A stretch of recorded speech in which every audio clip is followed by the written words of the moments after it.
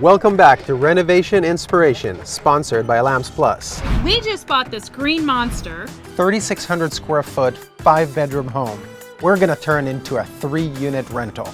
We had the biggest, baddest, ugliest, tallest house on the block. So remember, it used to be this garden window that stuck out? And then here's the drama moment. The drum, drum, drum, drum. Oh, it's so cute. I love that.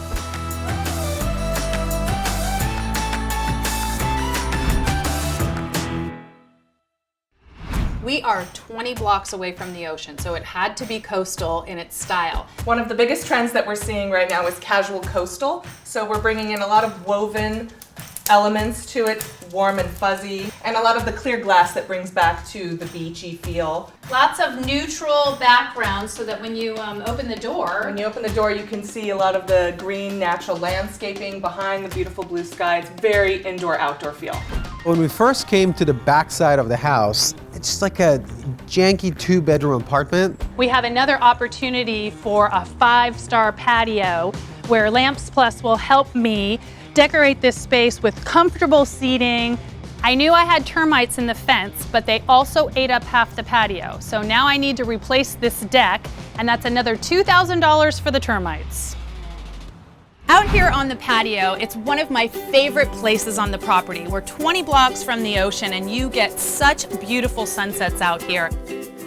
And to bring in color in my neutral patio set, I chose throw pillows. On the Lamps Plus site, they have all types of pillows. They even customize them. You can send in your photography and they will print whatever you want, which is a really fun way to make the space very personalized and welcome your guests.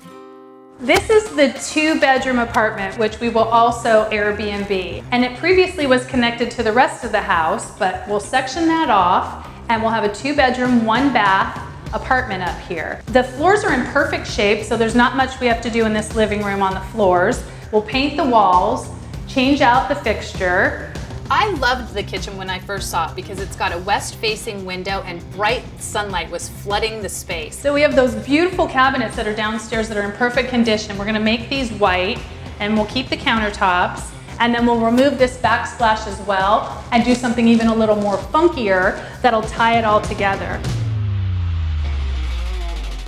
The apartment was in pretty good shape. We didn't have to do too much, but to update the living room, we added new baseboards. We installed this gorgeous ceiling fan to get some air going.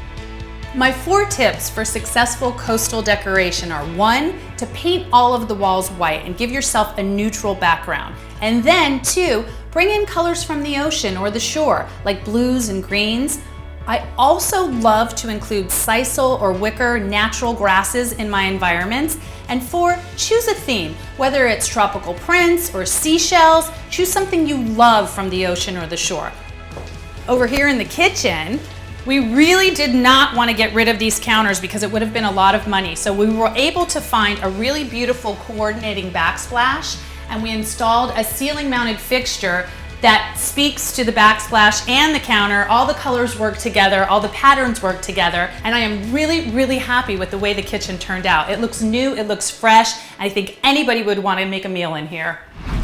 The master bedroom of this California coastal style vacation rental is a little bit too big. The floor's perfect, so I'll just paint the walls, replace the windows, close off the old door that was to the rest of the house. We didn't have a washer dryer in the unit, and because that bedroom backs up to the main house's bathroom, we were able to build a wall, make a walk-in closet, and put a stackable washer dryer in there.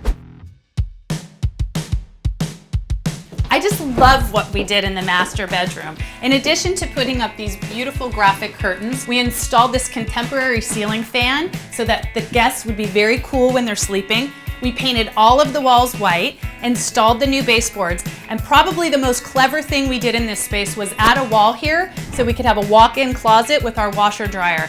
It turned out so nice in here. It's light filled, it's bright, it's clean, contemporary. That white paint sure does go a long way. This is one of the bedrooms and it's probably the ugliest, saddest room in the entire house. It has wall-to-wall carpeting.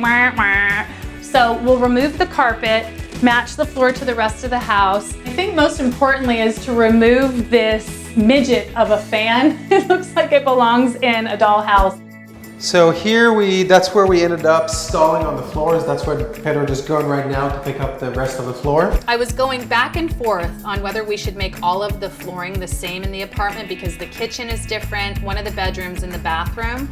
But I think because we put area rugs down in certain places and they were different rooms that it worked out just fine. In bedroom number 1, we had disgusting carpeting, which I ripped out, and we installed this gorgeous wide plank floor, painted all of the walls white, and installed our high-profile moldings, and we put up some curtains that have graphics to give this little room its own personality.